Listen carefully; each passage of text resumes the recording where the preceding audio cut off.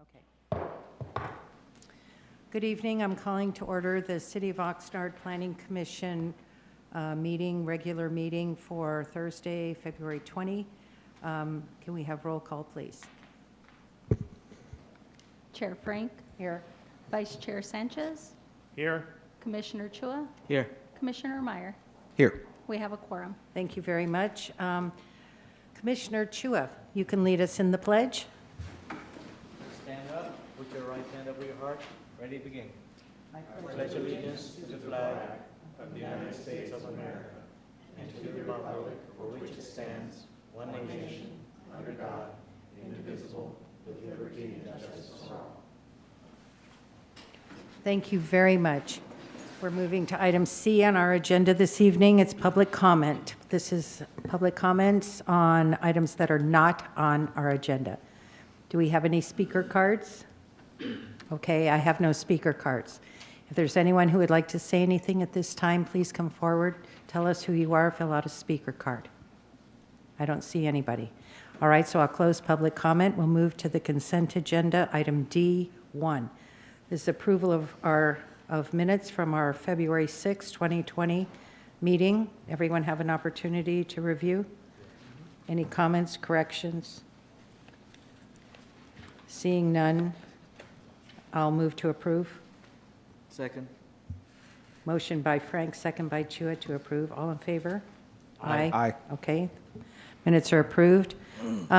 Moving to item E. Commissioners, are there any ex parte communications that you'd like to share on any of our agenda items this evening? Any? None on my part. No? None. No, no. Okay, thank you.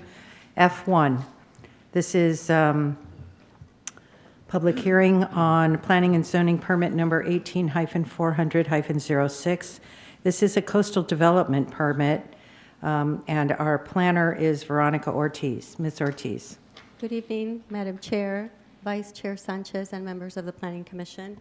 My name is Veronica Ortiz de Anda, and I'm pleased to be here before you tonight to present to you Planning and Zoning Permit 18-400-06, which is a request for a coastal development permit for property at 5231 Neptune Square. Rick Moraga, who is here tonight, is the designated agent for the property owner, David Boxstein. The request is to construct an 8,371 square foot residential triplex building. There would be 3 units, of course, one on the ground floor, second and third floor. The ground floor one would be at the smallest, about 959 square feet, and the largest would be 2880 square feet.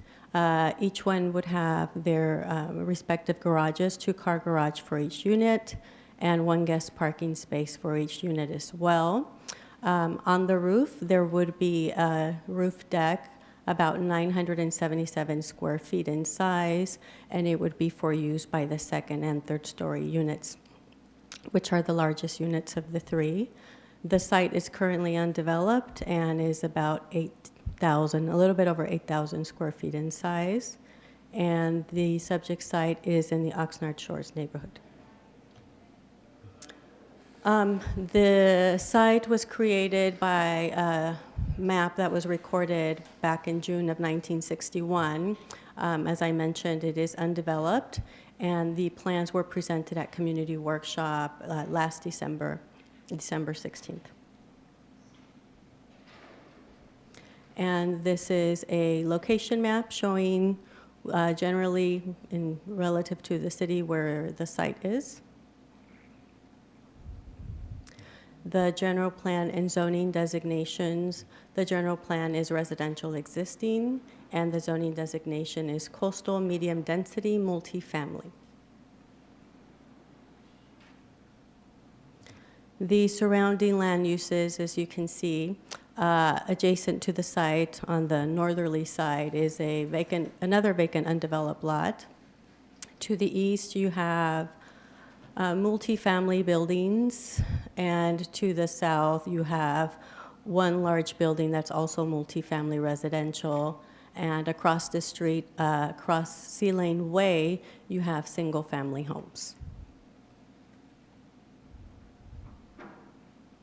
The project was reviewed for consistency with the general plan, the local coastal program, and under the subzone, the standards of the subzone coastal medium density R3C zone, and they were found to comply with all of the development standards.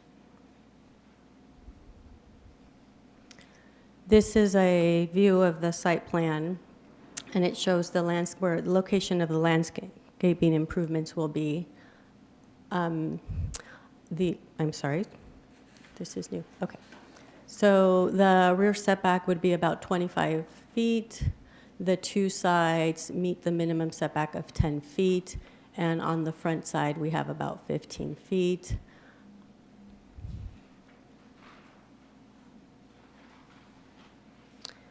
This here shows the floor plan of the ground floor unit, which is in orange, encased in orange. 2 bedrooms, 2 bathrooms, and right next to that you have a 1-car garage to serve that unit. Attached to that 1-car garage, you have a 2-car garage that would either serve the 2nd or 3rd story unit. And this parking space here is also for this unit here. Right outside of the garages, you have the guest parking spaces, 1 for each unit, right there and right there.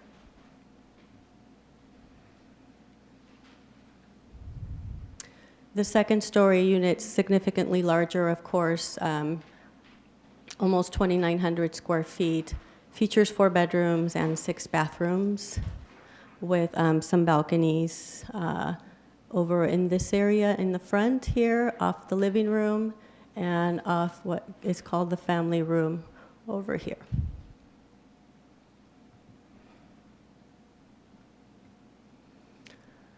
The 3rd story, another large unit, about 4 bedrooms, 4 bathrooms, 2,760, just shy of 60 square feet, with balconies also accessible to the occupants off the master bedroom in the back.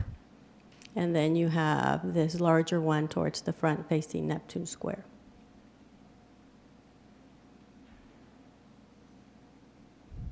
This is the roof deck. The roof deck, like I mentioned before, would be accessible to the 2nd and 3rd story units. And these are actually,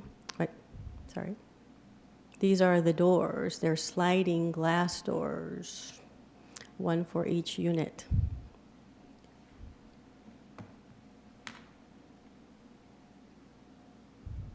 This is the elevation plan for the north, the rear elevation, and the west elevation.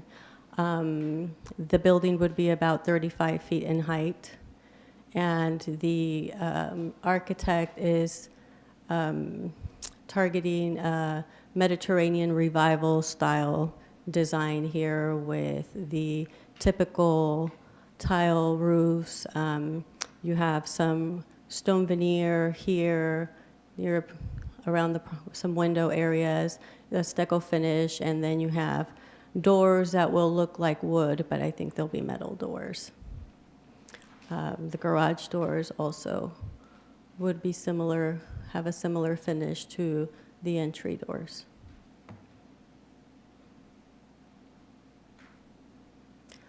The other elevation, the front elevation, is the southerly elevation, and then you have the east elevations with showing the balconies as well, and then there is that chimney feature.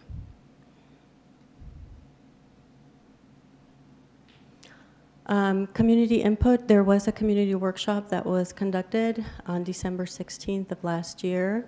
The Oxnard Shores neighborhood was properly noticed. 2 persons attended the workshop for this project, and they had questions about parking, the building design, construction timeline, necessity of pile driving, and the impact from anticipated new female guidelines. The applicant was present and answered their questions and showed them where the parking areas would be, explained the design of the building, Mediterranean revival, mentioned that He would like to begin construction about 6 months after approval is issued. Construction would last approximately a year. Pile driving may be necessary, but a soils report would be needed for that. The new FEMA guidelines do not apply to this site. Some of the conditions of approval that are, I guess, some highlights for this project. The conditions are standard conditions. If approved, the applicant would have up to 36 months to start construction. Condition number 85, if pile driving is going to be needed, then there is the notification that is done 300 feet radius of the property, and it has to be, the notice has to be in place, sent out at least 60 days before the start of construction. If the normal construction hours for the city allowed construction time is Monday through Saturday from 7 in the morning to 6 in the evening. The project is, as proposed, is exempt from the California Environmental Quality Act per section 15303B as a new construction or conversion of small structures. The project is proposing less than 6 units. It's surrounded by urban development, and the site doesn't have any value as to natural resources. As proposed, the project would not have significant environmental impacts, and there are no exceptions to the exemptions that would apply. The recommendation tonight by staff is for the Planning Commission to approve the project as submitted, finding that it is categorically exempt from CEQA per section 15303B, and to approve a resolution for planning and zoning permit 18400-06, subject to certain findings and conditions. Thank you very much. Commissioners, questions of our planner? Commissioner Meyer. Thank you, Chair. Just a couple quick questions. Can you show me how the parking access actually works there? I wasn't clear on how the cars got in and out. Good, neither were we. Or do you Neither know? were we. Oh, really? I thought you might know since Tough, you're a local. tough. Excuse me. So this parking space here, there's an entry that provides direct access to the ground floor unit. This other parking space is also designated for the ground floor unit. The parking, these 2 garages here are accessible from Sea Lane Way, which acts as an alley type of street. Okay. The 2-car garage here and this 2-car garage here would be used by the 2nd and 3rd story occupants. There is a staircase and an elevator right between the 2-car garages that would also be for use by the 2nd and 3rd story occupants. So the access for the those two is through like an alley on the other side? Is that right? There is a walkway, and I will go back to the site plan here. So there we go. So this 2-car garage here has a doorway here, and they can come around and walk through here. Well, no, I'm sorry. They would actually walk out. Oops. They would walk out this way and enter through this side here. Okay, and they would drive out towards the top end of the picture. So they would. That's how they go in and So out. they would do that 3-point turn to drive out and exit this way. Ah, okay. But I'm going to interrupt here. Mm. What is up here? See, you guys don't put you've got a street name here. What's up here? That's the vacant lot next door, yeah? Yes, Okay, so how do they get into this garage? the driveway is here. The Okay. driveway is here, on Yeah. this side right here, and they enter here, It's or enter a here. driveway, Yes, okay? So there's going to be okay, okay. So they have to keep that driveway clear basically at all times. yes. Gotcha. And is the driveway completely on this parcel? Or is it shared easement with the adjacent parcel? No, the driveway is on the subject site only. Okay. Anything? One other, just a general question. I was curious of the rationale for Saturday 7 a.m. Construction starts. Monday through I just wondered, is it a necessity of expediting construction that we allow it to be so early in our city? Or, because I know when I experienced it around me, it was like pretty jarring, and I'm not usually liking to get up at 7 a.m. on a Saturday if I can help it. So the way our city noise ordinance reads is that there are certain thresholds in the residential zones during the daytime, and certain activities are exempt from those thresholds. Construction activities are one of those times.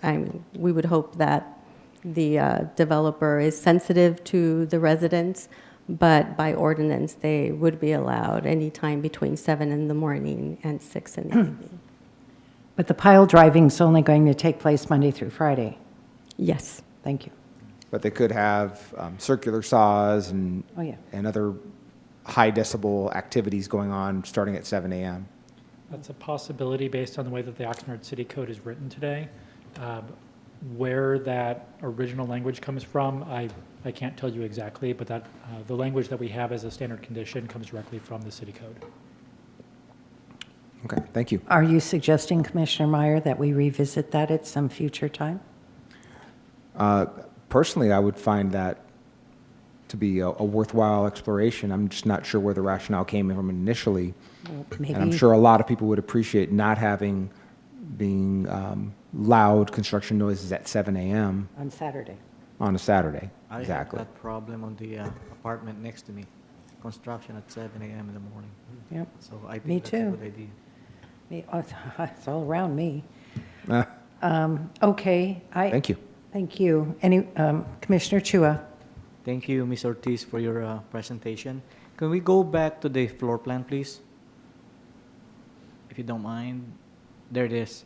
So, can you just remind me, how is this thing working? Oh, look at that. Here. You push the button. All right. There it is. Okay, thank you. So, could you please again tell us where and who's parking, who's guest parking this would be? This is to this unit, correct? Yes, that guest parking would be for the ground floor unit because it would be fronting the one-car garage that serves the This ground one is floor serving unit. this as well, correct? Yes, And how about this guy? that would be Here. for either the second or the third story units. And where are they parking? The second and the second and the third floor units. Which one is So their parking here? it could be either that garage or the other two-car Right in garage that's across the way. This one? Yes, and the guest parking that serves that garage that the commissioner is pointing to is right there. So this would be paired with these two, right? Yes. No matter what. Yes. Okay. What's the minimum distance, backup distance required for a parking for the city of Oxnard? Is it 25 feet? I believe it is 25 feet. And this is 14.9 right here? It looks like it reads 49. And then we have 10 feet from here to here, depending on where it is or what type of fence we have. Then this might go down to 24.6 It would be, or 24. What type of fencing are we going to have here again? I'm sorry. Is that wrought iron or walls? it's called out as a 6-foot CMU wall. So if it's a CMU wall and a CMU wall is about 6 inches thick, and he can't go on the other side of the property, so we will drop 6 feet here. 6 inches here from the 10 feet, brings it down to 9.6. 9.6 plus 24.6, 14.6. That's less than 25 feet. And my concern is that, we already have a very limited turning radius on this. So, if you're driving a smart car, not a problem. But who drives a smart car in that area? Probably none, right? It's probably going to be an SUV. So my concern is that the utility or the usefulness of the 3 parking spaces right here, if this guy backs up this way, he's going to hit this building. He's going to have to turn here. If there's a vehicle parked here, this guy's not going to do it. He's not going to make it. If this guy backs up from here, he's probably not going to make it. And there's a vehicle parked here. That's my concern. There, The functionality itself, I mean, I don't know if our traffic engineers looked at this and see the different scenarios on how functional this garage is going to be. yes, it was reviewed by our traffic engineer. This car here would actually have to back out this way. So it's going to back up the whole length. It would have to do, it would It's not have to back ideal. out to be able to get out of their parking space. As for parking here, in this area here, that would not be permitted. Well, I mean, there's a What's lot of there? things not permitted in Oxnard, but It's just the people driveway. still do it. Yeah. So this one here, along with this guy here, backs up all the way down, including this guy. Yes. Is that safe? Provided that there is no one parking in this area, according to the templates that were used by our traffic engineer. They have to back up, right? They have to. What about the our deficiency in backup space? Well, excuse me. You see, There- can you back up to that slide, please? The one with the red dimension lines. Yes. So that's 10. Assuming that the CMU wall is at the property line, that takes out about either 4 or 6 inches. Yes. If I'm correct. Yes. So if you're 10, 9 foot 6 here, plus 14 foot 9 here, that's about, I don't know, 24 foot 3, That's a little shy of the 25 feet. and we're okay with that? Our traffic engineer said we're okay with that. But, so we're giving a waiver of the standards, because the standard is 25 feet, right? Chair Frank and Please. members of the commission, if we could, the placement of the garage as it's currently identified on these schematic plans, there's, I think, maneuverability, if you will, where the garage itself can be shifted anywhere between that 3 to 6 inches without encroaching into any setback on the southern side of this picture, the bottom side. So I think there's room to modify the plans. Improve it. That we can engage that conversation with the applicant when it comes time for them to engage with us. Additionally, as we are looking at the parking, since that's kind of the flavor of the conversation right now, if there are concerns that the planning commission has relative to the operations, how this is going to work, if we want it to be more clear in terms of certain areas shall not be parked, we could modify the exhibits and have other things on the property installed without providing language for you for that right now. Condition number 9 in the resolution talks about parking essentially is to be provided as required by code and identified per the exhibits. I'm putting that out there as a potential discussion point if we need to come back to that as we eventually will get to deliberations. Yeah, well, my main concern is not really, the 6 inches. I mean, we can, if this was AC, I don't know if you're here, you're probably not. Most commissioners here would know that I have a big thing about parking. I'd like, my house was built where my parking won't work, and it's a tract home. And I found out after I bought it. So they have to move around the driveway and all that, because I gave them hell. But I don't know if this is going to be a rental unit or what purposes it's going to serve, but if you don't have a functioning garage, or somebody just got lazy to park in there, Where are they going to park? They're going to park on the street, right in And- front of the park, where it's the public access point to Neptune Square. And from that area, I think we already have parking issue, Big time. because I drive by that area, and, that's my concern. I mean, if this was something else, 6 inches, back in the driveway, not a big deal. But if you look at this, if I'm looking at this, I back up my vehicle. I don't know if they're gonna back up all the way down. They're gonna have to navigate that 10 feet between here and here. You see, this guy same way. And if this guy backs up, imagine his front hood's might hit this guy. Depending on what template was used, they could have used a regular car template, I don't know, mid-size, or a big SUV template, Or a truck. It's all surf there. F-150. Vans. That's my concern.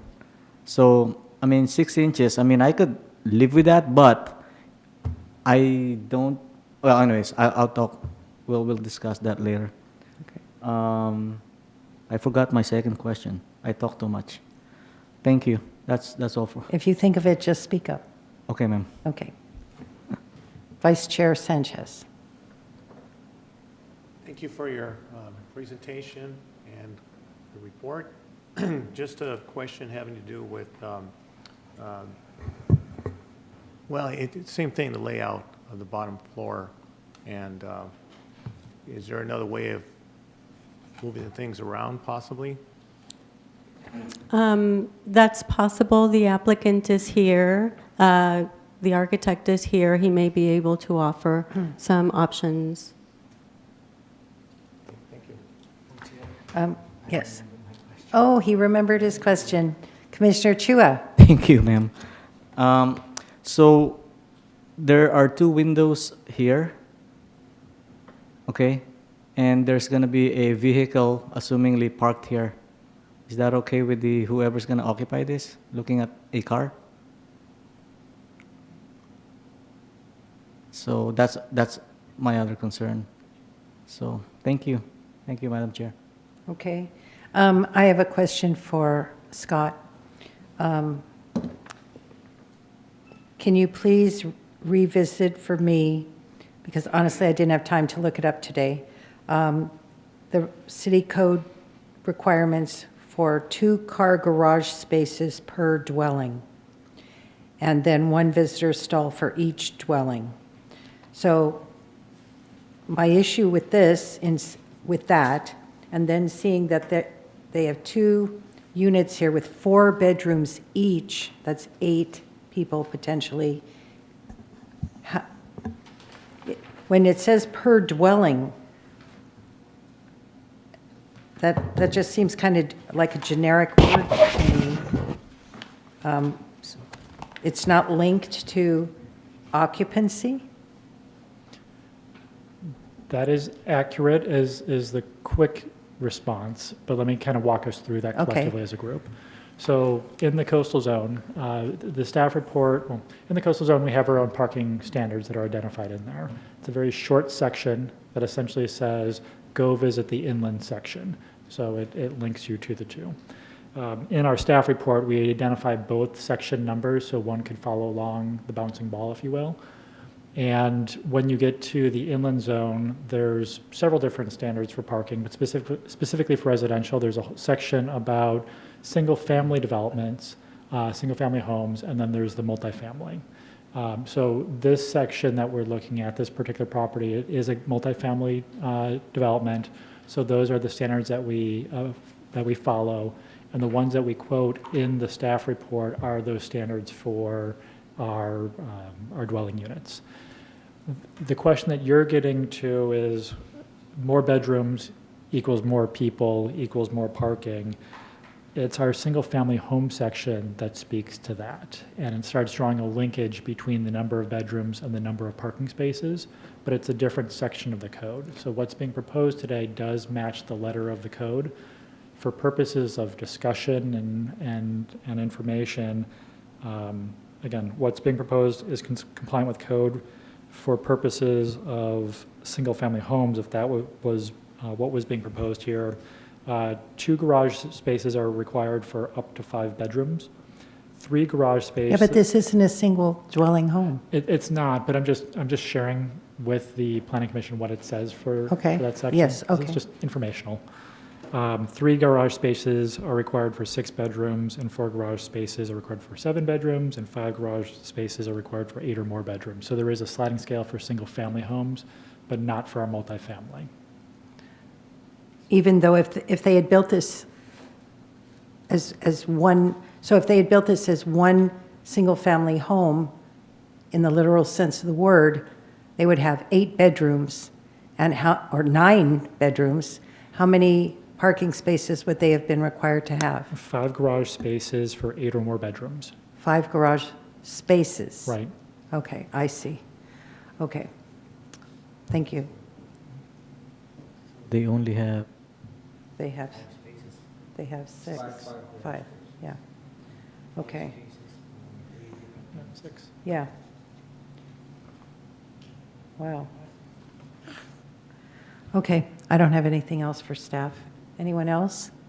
Okay, thank you very much. Does the applicant wish to make a presentation or speak? I don't have anything. You don't have anything to say? Present. Oh, present, that's okay. So, do you want to come up and comment on what Hi. you've heard and give us the opportunity to clarify some issues with you? Sure. I think, I'm Rick Moraga, by the way. The one thing regarding the parking depth, not being 25 feet is that the way the distance is measured from the garage door face, which adds an additional 6 inches. So if you took a 6-inch wall on the property line, it reduces that amount by 3 inches. So 10 feet becomes 9'9", and then the 14'9" plus the thickness of the wall that the garage door depth is would make that 25 feet clear.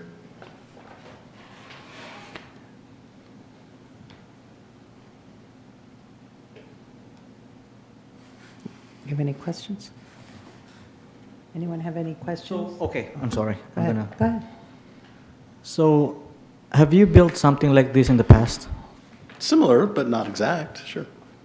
I wonder if the city, we've approved one before, and I've also had the same concern as far as parking. I don't know if it's been built and whether there's an issue that we have with it. The The unit thing- next door is similar. What is it? The unit next door is similar in the way the garages come in from the side and park in that way. That red roof, Yes. and it's working, As far as I'm aware, yes. as far as you're aware. Yeah. I don't live there. So Okay, so you're not directly in knowledge, right? Yeah, okay. Here's the thing. You know what, that's fine. I'll reserve it for the commission discussion. Okay. Thank you. Anyone have any questions for the applicant? No? So when you were designing this, was it your understanding that these are going to be apartment rentals? Actually, the client is going to occupy one floor, and he has a partner in the deal that will occupy the other. Okay. So only the first floor unit will be a rental. Only the first floor Yes, will the be the smallest- rental? the smallest Okay, of the I units, see. yeah. Okay, because there are 2 owners I saw on the Yeah. plans. Yeah, and one, I'm aware, One will live there, I believe, but the Yeah. other will be, that's his beach house or vacation right, house, and is that whatever. Mr., that's Mr. David? Bachstein will live, Dr. Bachstein will live on the Yes, third okay. floor. Yeah. So he'll commute to his practice in the valley, I guess? I don't know. You don't know. And then his partner? who- Saul Major. Yes, Saul Major. I Googled him, and I see that he's very involved with health and wellness centers all through the state of California. And my initial response when I looked at this plan after learning of his professional background was that he's going to be opening this as a health and wellness center at the beach. Four bedrooms with ensuite bathrooms, a family room that's totally away from, he's got the meeting room for the living room and then the family room over here, so 2 separate No, kinds of, in our discussions in design, it Yeah. was always about his children and their Okay. families. and having, okay, access. Okay, I understood, but you have to understand that when I look at something and I look at how the layout is. And living in the shores, I can't help but wonder, are we now having more health and wellness centers at the beach? That's my understanding, and as I said, in all our meetings, he talked about his kids being able to Family. occupy individual. Okay. rooms So, there for- so there's some camaraderie going on here as far as, I'm going to leave my car in the driveway, I'm going to leave my car outside your windows. All these people can talk to each other. I would suppose, assume sure, so, yeah. right? Yeah. Okay. Thanks very much. You're welcome. Okay. Okay. You can sit down. Okay, thanks. All right. Is there anyone who would like to speak on item F1? I have no speaker cards. I'll close public comment on item F1, and we can move into deliberation. Commissioners? Please. I have a reservation about this project because of the functionality of the parking spaces. I don't have anything to prove to me that this is going to be a functioning garage. I mean, what type of template was used on it? Is it large vehicle, mid-sized vehicle, or small vehicle? You know, because I know that Public Works has different templates for this type of projects.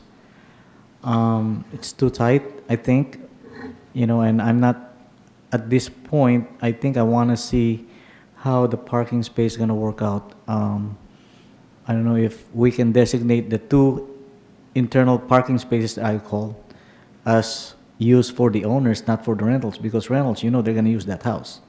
The owners, they're going to use it for vacation. You know, they can live with that inconvenience of parking the vehicle there Right. once in a while. But, you know, at this point, I mean, I don't know. We don't know. We're relying on We're relying on what, representation. right. Would it be possible to have the plan modified to accommodate Commissioner Chua's concerns about the turning radius?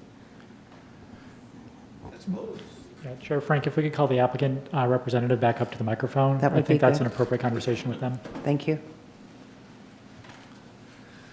Yes, I suppose there would be some accommodation that could be made to Okay, widen that space somehow, or, yeah. I mean, it's not uncommon to have spaces like that, and Why compile it, you know? So when is our next meeting? We could continue it to a date certain. That could be done. On the flip side, if there's certain performance standards that the commission wants to give to us, so staff could implement that, that's another option that we have. Okay, we could do are that. we, are we being held to a higher standard than every other project that's been approved out there? Absolutely not. Sure seems like it. Well, can you show us another project down there Right that? next door. Well, I don't see that. I'm looking at a picture.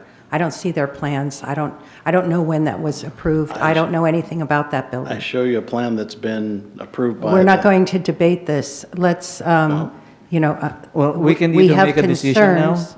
Yeah. or, you know, we can Well, we or- can make a decision if you want. Or we can defer to staff to ensure that the modifications are made before issuing any permits. We could make that a condition. That's correct, and that wouldn't be atypical with the planning commission decision. Essentially, the planning commission would direct for X thing, whatever thing the planning commission wishes to have happen. We want it in compliance with the code. Correct. Have that happen prior to, have the applicant modify their plans effectively as prior to building plan check submittal, and then as part of the approval, planning make sure that would be implemented. Okay. Okay. You know what? I think we could. That would be agreeable, Yeah, with some reservations. Yeah. right? And to word that in a slightly different way, you could approve it subject to that specific condition, Right. as Mr. Colwitz was just mentioning. So I think that is the way that from a legal standpoint, that it would be subject to And- that. So and would so that they- condition be in our resolution? Yes, and Yes. that would be added to the resolution. Perfect. In particular, just, food for thought, condition number 9 is the one that speaks to parking. Right. So it says verbatim, Developer shall provide off-street parking for the project, including the number of spaces, Right. stall size, paving, striping, location, and access, as required by the city code. We can continue that with something along the lines of, and we can put the language together here. Yeah, so parking space shall comply with the minimum backup space? Correct. Prior to applicants submitting their plans to plan check, applicant should revise the plans to identify backup space that's compliant with the City of Oxnard And code. that they can demonstrate that the garage or the parking spaces will be functional? That can be done. Yeah. So for my understanding, my clarification, then where does it not meet code, or what will It doesn't meet code because there's not enough distance between the wall and the garage. So it's like the 6 to 12 inches, or Yes. that we're Short. missing. Yep. Okay. Plus, we're the planning commission, we have a little bit of leeway to But say this that, is the beach, this is so tight. if it's, Right. yeah, if you don't feel that this is, this functional, Yeah, and what will happen is it'll be difficult to get in and out, and everyone's going to park on the street right in front. And that is one of the most used streets down in the shores, because that's where everyone goes, because there's curb parking there. Right. and that's exactly why my concern was like, I'd like the garage to be utilized as a garage. Right. Because if the occupant of the house, of that garage, or the owner of that garage, is always having a hard time making that maneuver in and out, you know Right. where he's going to park, right? Right on the street. On the street, Exactly. and then it could provide additional incentive to That's use the something we have garage as a leeway on, living yeah. space or something that it's not Right. designated for. And it's our responsibility to protect the neighborhood. Right. And I know so- that and public parking is a access. true premium in the neighborhood. And I've driven this area quite a few times, and and there are not times when parking is Anyone not. through. Yeah, I mean, parking is a luxury here. You take Okay. those two vacant lots, making a parking spot, you make a lot of money. Yeah. So, anyways, So Is there a way to illustrate they're how going, the parking works? yeah, Yeah, I mean, They're- giving a standard they have a template. template of a car and how much space Yeah. they'd have on either side. Yeah. and it depends on the template they pick. If they pick a car the size of a A regular size car, regular size car, or are they using, a mid-size SUV, or a large Right. SUV. Right, you'd assume we'd have to use, yes, you have to use. I would assume we'd have to use the largest reasonable car because we're not restricting what type of car could be in Exactly. that spot. Exactly So you right. have to go with the Yeah. largest. Yeah. Right, Yeah. which would. Plus, these probably guys are not pick going to up. drive a smart car. Right, a large truck or an SUV. Yeah. Right, right. Okay, so Or a Prius. our council and assistant planner, director, okay, they're working on the language. Well, they're working on the language, that's fine. Okay. Yeah, I mean, I'd be curious to actually see what it looks like and what cars look like and then the neighboring unit, but that's private property and it's really not. And the my reason business. why I'm bringing this up is Doesn't really because matter if one's non-complying, we should just say, yeah, this one can be non-complying too. So do we know whether the We neighboring don't know. site was compliant or not? We don't know, so it's not before us. Right. Well, see, that's the thing, when I bought my property, brand new construction, I have an angled driveway. It looks nice. It looks nice on paper. But when I try to park two vehicles on it, it won't go out because I was going to hit one of the posts. Council? Gotcha. So, We have drafted a language that we believe meets the requirements. Mr. Okay, So the language that we would add to condition number 9 would be, prior to plans being submitted to plan check, the applicant shall modify the plans for parking backup distances to be compliant with the Oxnard City Code and turning movements to be consistent with city standards. right. Shall be. Shall? We have shall. Yes. Thank you. So that appears to address the issues which It the planning does. commission has raised. It does. thank you, staff. Are we in agreement Yes. on that? Yeah. Okay. Yeah. Okay. Any other issues or deliberations we want to talk about? We're deliberating now. You could probably sit down. Okay, thank Thank you. Thank you, sir. Otherwise, I'm good with it. My only question, being that I'm in a neighborhood where the CCNRs restrict what you can do and specify you cannot, you have to use your We don't have that. garage. We don't have that. So you can use your garage for whatever purpose you deem appropriate. Yes. You can't necessarily create a living space, although Sure you can. you can? Yeah. Now you can, right? But with new not state in law, the it's beach saying- law. No, Oxnard Shores has an HOA. It's very ineffective. It does nothing. They have no architectural, our dues are $50 a year. And no one's coming around being HOA police saying, you know, why are your cars parked in your driveway instead of your garage? Right. And a lot of people store stuff in their garages, you know, especially since we're at the beach. You got bikes, you got boogie boards, they got surfboards, surfboard racks, all kinds of, everything. Okay. So, yeah, that's not an issue, but it does, see, because this is one of the few streets we have through there. You'll see Sea Lane Way. Yeah. Sea Lane Way it's not a street. It has no sidewalks, it Right. has no curbs. There is no parking parallel on Sea Lane. You can park in front of your garage, but you cannot have any portion of your vehicle over the white line in front of the garage. So that's why you see no cars parked there in this picture. So all the parking takes place on the streets, which Right. makes this access very important because this is where the public parks when they come to the beach because they can't park on the ways. They can only park on the streets, and we don't have that many streets. Yeah. Yeah, understood. Yeah. Okay. Do I have a motion? I'll make the motion to approve subject to the modification of condition 9 in the resolution. Second? We'll take roll call, please. Chair Frank, Yes? Vice Chair Sanchez, Yes? Commissioner Meyer, Yes. Commissioner Chua. Yes. Motion passes. Thank you very much. We'll move now to item F2. This is Planning and Zoning Permit Number 19-510-04. It's a special use permit for alcohol. And we have Jose Coitel.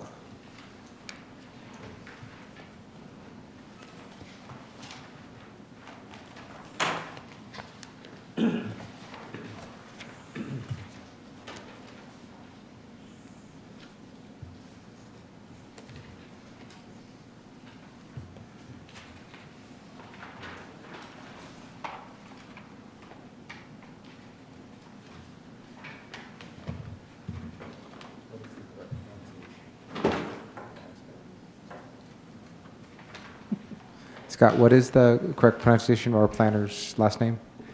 We got it. We're going to have a training session at one point. We have several planners that have challenging last names, but Jose Coitel is correct. Coitel? Yeah. Coyote.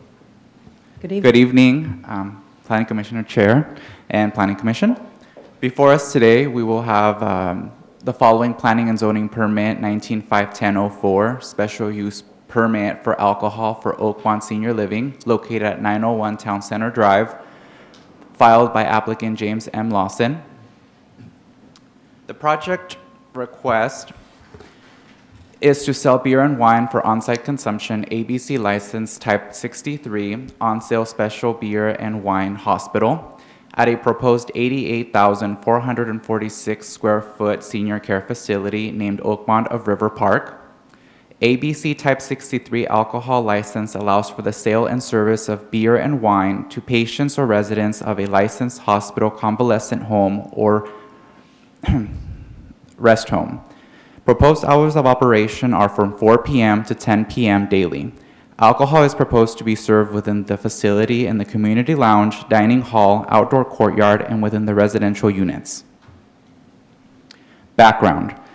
On July 26, 2017, the Development Services Director approved Development Design Review Permit 19-200-05 for the construction of an 88,446 square foot senior care facility named Oakmont of Riverpark. The location is 901 Town Center Drive, and this is located within the northern sphere of the city, within the Riverpark area. The 2030 general plan designated this as regional commercial CR, where the zoning designation is specific plan Riverpark. Within the Riverpark specific plan, there's different districts and areas for accommodating different land uses. This particular site is within the Riverpark District West Corridor Commercial Regional / Hotel. The surrounding uses are outlined on this slide. To the north of this site of Oakmont Senior Living, you'll see multi-tenant office building. To the east, there are 2 hotels that have been approved and are undergoing plan check. 2 applications for commercial multi-tenant shopping centers are in the works. To the south, there's a Caltrans drainage area and US 101. And to the west, we have an undeveloped lot for now, but a pending application for 333 unit apartment buildings has been filed. This is an exterior photo of the rendering of what Oakmont of Riverpark will look like. The floor plan. So there's 88,446 square feet of area. There's 85 residential units on the site, 27 memory care units, and 58 assisted living units. This site is close to the general public, and only persons visiting the site or those residing on there are allowed in there. I broke up the spaces here with the different colors outlining the common areas of alcohol consumption, though there is the option for residents to go ahead and have alcohol in their private units. The mint green is the community lounge located just off of the main lobby. The blue outlines the private courtyard. I wanted to note here that any alcohol consumption or anything happening within the courtyard is strictly shielded from any neighboring street because it's completely enclosed by the building. And then the dining room is in the orange as outlined there on that lower left corner. I also wanted to outline that there is security areas to this complex. So if someone were to stumble upon entering this facility, alcohol consumption would not be something that they would see or be able to access. And then the main entrance is located down below there. Police summary, crime. The average crime rate within 1,000 feet of the proposed senior care facility is 143% lower than the average crime rate citywide. The site is not considered to be a policing problem. No concerns were noted by the beat coordinator or neighboring businesses. Concentration.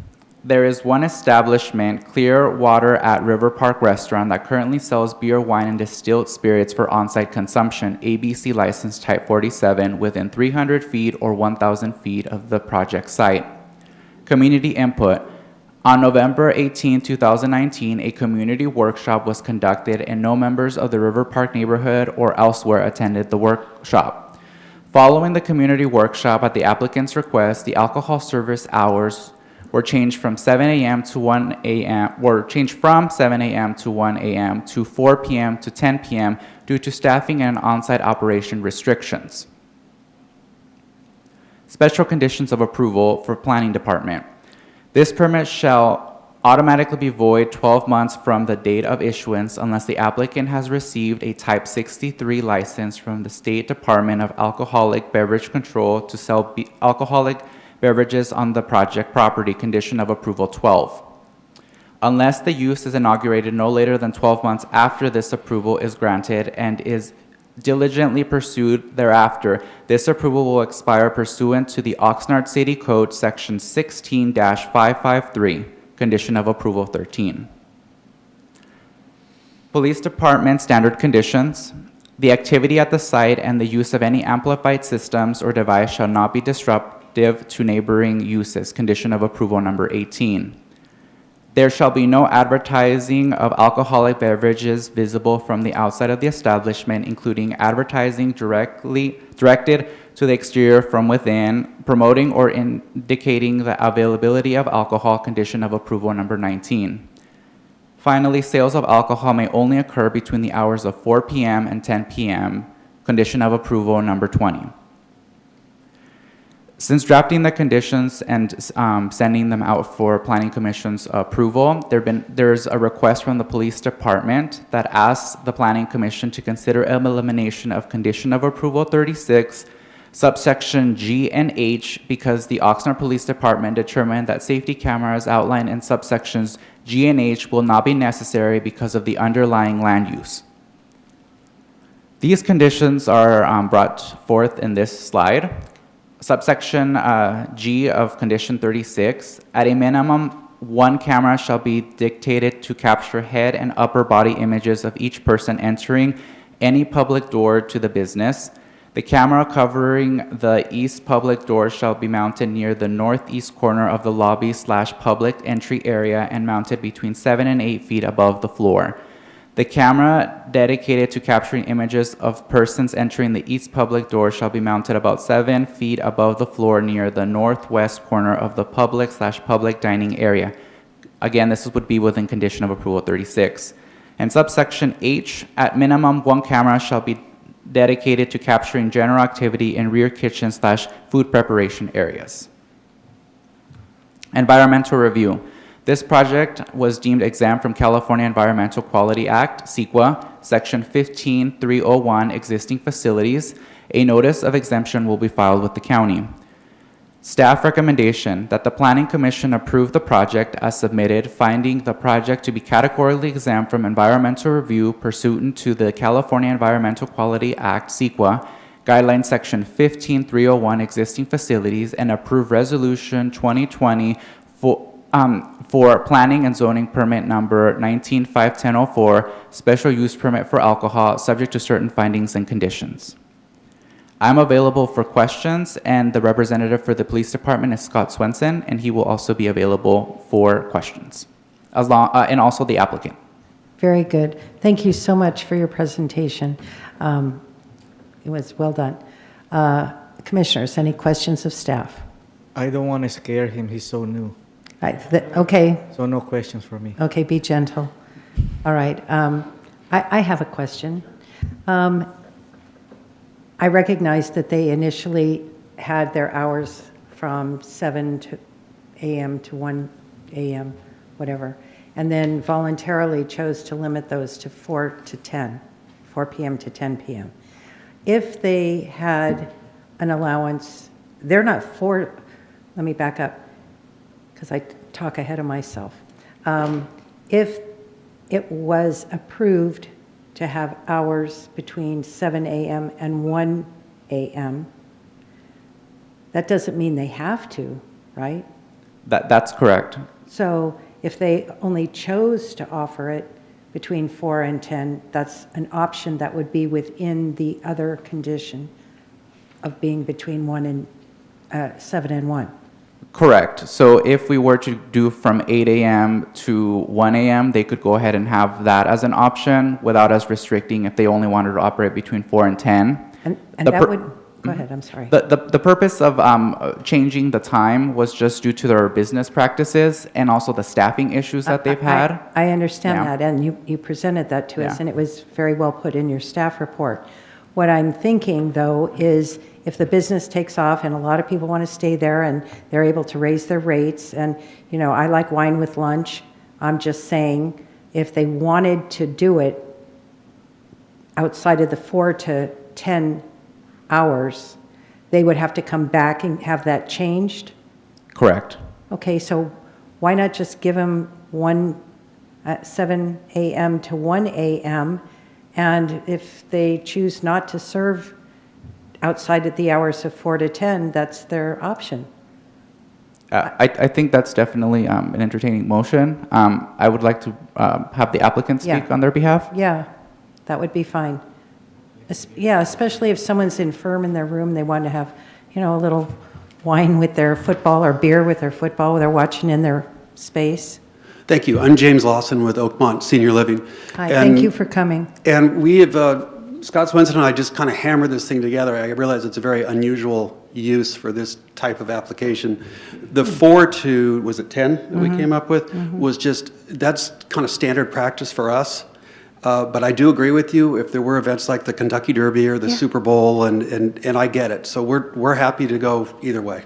Okay, I mean, because if we want to start from 7, which I doubt is going to happen except for Well- Soccer World Cup or something. Well, there is that, but it Yeah. always doesn't have to be celebratory. It could be someone's birthday and they want champagne in bed. Correct. So it's just an idea. So Oakmont's good with the original Okay. 7 to 1. Thank you. I'd be inclined to go with that and save you the trip later to modify it. Copy that. Thank you. Okay. So other than that, I think it's fantastic. But thank you for your presentation. We do have one I'm sorry, any other questions? Okay. Sure. Oh, sure. Commissioner Meyer. Yeah, my question was concerning wine and beer being the limitation. So I understand that residents could bring whatever form of alcohol they choose into their dwelling, but it's not going to be served. And maybe the applicant can explain that. Yes, Jim Lawson better. again with Oakmont Senior. What you said is just correct. Okay. Anybody could bring it's their residence. They could bring anything they want. Yeah. And your decision was that spirits liquor was not It's too necessary? expensive. Yeah, it's just not part of our program, but beer and wine is. I see, and that works fine for residents? That works fine for our residents. Gotcha. Great. Thank you. Do you guys give senior discount? The Everybody's a senior. Nobody got it. alcohol license for All right. Anything else? Jeremy? I'm sorry? The alcohol license with spirits is a lot more expensive. Oh, I see. Beer and wine. Okay. Okay, thank you. Mr. Swenson, did you want to say something? Yeah, I'd just like to add the issue of the ABC license is sales of alcohol, and the premise would be selling alcohol, whereas a tenant or a resident is a resident, and they're not selling it, so that they can have whatever alcohol beverage that they're permitted. I mean, Yeah. they can do that, so. Perfect. Oh, question for you. Can residents consume at any location in the site, not other than beer and wine, or do they have to consume that within their residence? I would think that and it's probably going to be an ABC guideline, but I would suspect that it would guide them to, in their private area. Their private area. They can consume, and their guests can consume unpurchased or alcohol that's not been sold at the site. Yeah, Gotcha. like a party. And this is assisted and memory care, correct? Correct. Okay. Great, thank you. Thank you. Okay, public comment. I'll open public comment on this. Pat Brown, please.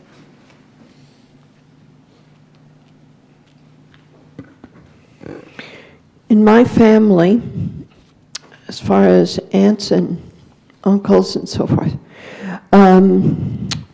I had several members of the family that were Alzheimer's patients, and they lived for a long time that way, and they had to be watched 24 hours a day, basically, and got to the point where, well, eventually they couldn't even walk, they couldn't talk, they couldn't walk, they couldn't use the bathroom, they couldn't eat, they couldn't drink out of a straw, they couldn't do anything but just lay there in bed and moan.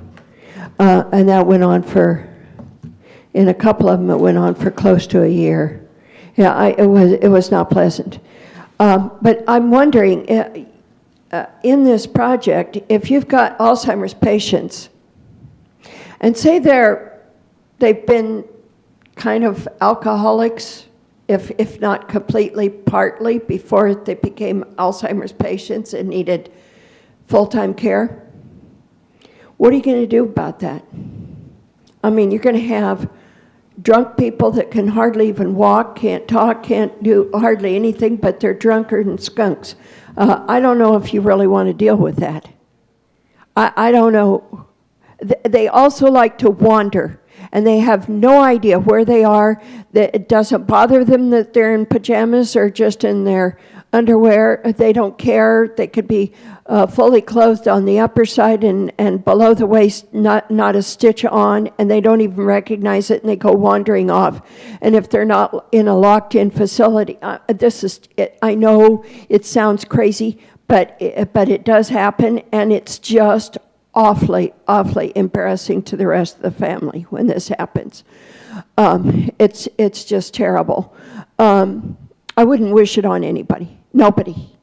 Even somebody, if I hated them, I wouldn't wish it on them. So I just want to know, is there going to be somebody that works there that's going to be managing these people that are in a memory care or Alzheimer's patient situation? Is somebody going to be watching them to make sure that they don't do something strange? Because they will do strange things, and they will yell and scream and not even know what they're doing. I mean, they're just, they're almost like animals, but they're actually people. It can be very, very bad. And so I just want to know how if there's somebody that's going to be watching them all the time while they're drinking and make sure that they don't get too much alcohol, or are they just going to give them a mixed drink but without any alcohol in it, and they won't know the difference? Thank you. That's the only speaker card I have. If anyone else is here, wants to say anything on this item. I don't see anybody, so I'll close public comment. Any deliberation, or are we ready for a motion? I'll move to approve with the suggested changing operating hours from 7 a.m. to 1 a.m. Second. So you have motion by Chua, second by Frank. Commissioner Chua, Yes. Chair Frank, Yes. Commissioner Meyer, Yes. Vice Chair Sanchez. Yes. Motion passes. Thank you very much. Thank you. All right, we'll move now to item G on our agenda, study session / reports. Do we have, you're free to go. Do we have any study sessions or reports?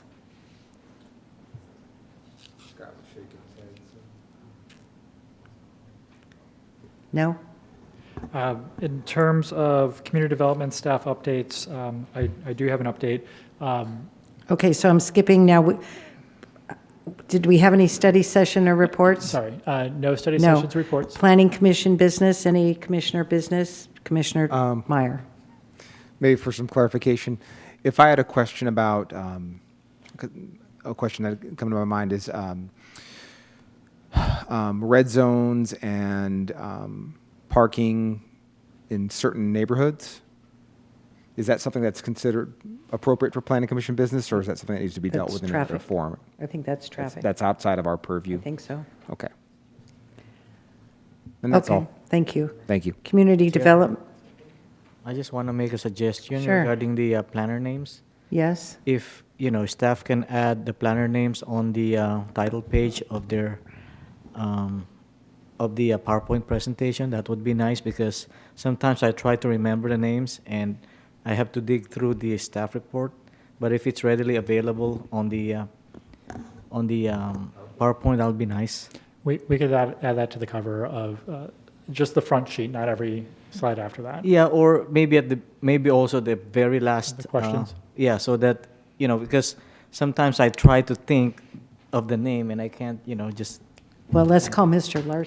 Lawson back. Maybe he has an application form for you. Really? That's just a suggestion, But good presentation. I like the way he presented. It's very, his presentation is very clear, and the voice is loud enough. We'll let Jose know this. I'm sorry. I said we'll let Jose know this.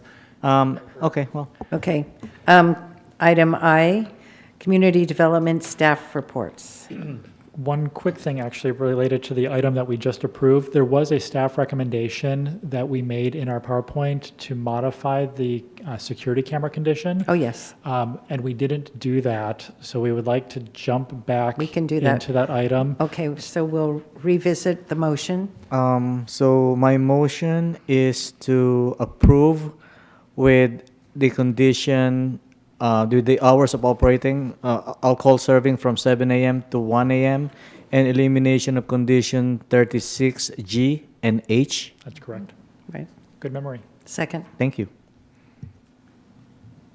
Good memory. We just heard that less than 10 minutes ago. I hope you have a memory for 10 minutes. I have a short-term memory. I If hear we're there's ready a for- memory We can have a care lot of fun unit with this. that's coming Okay. available soon. Then they serve beer and wine. I reviewed it earlier. Okay, let's have a roll call on our amended motion. Commissioner Chua, Yes. Chair Frank, Yes, Commissioner Meyer, Yes. Vice Chair Sanchez. Yes. Motion passes. thank you very much. Now we'll go to Thank you all. community development staff updates. Thank you, and we'll be very brief here.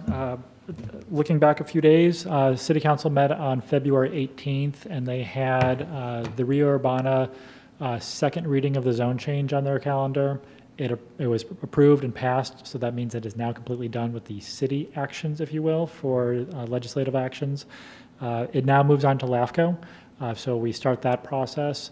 One thing that we still need to negotiate with the county, however, is the tax sharing agreement associated with that project. So there's still a process for us to go through, but it's now done in terms of the entitlement aspects. Good. So that was an exciting day.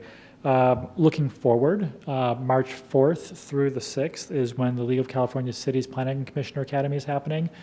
We have 2 commissioners that are going up, so Commissioner Meyer, thank you for going up there, as well as Commissioner Chavez.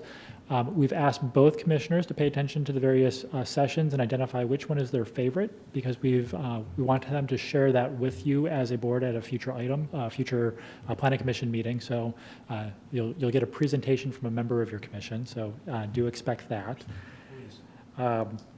And on that note, your March 5th Planning Commission meeting is being canceled. The items that we had anticipated were not ready for that meeting, so the rest of you get to enjoy that evening off. There was one item that had previously been continued to a date certain, which was the Verizon Danube wireless project. On the notice of cancellation itself, we're simply going to continue that to another date certain. We're working with the applicant on that in terms of what works. So just please know that. And that means that your next meeting is going to be March 19th, 6 o'clock in this chambers. So Very good. Until then, thank you. Well, thank you very much, and we'll stand adjourned. Good night, everyone. Good.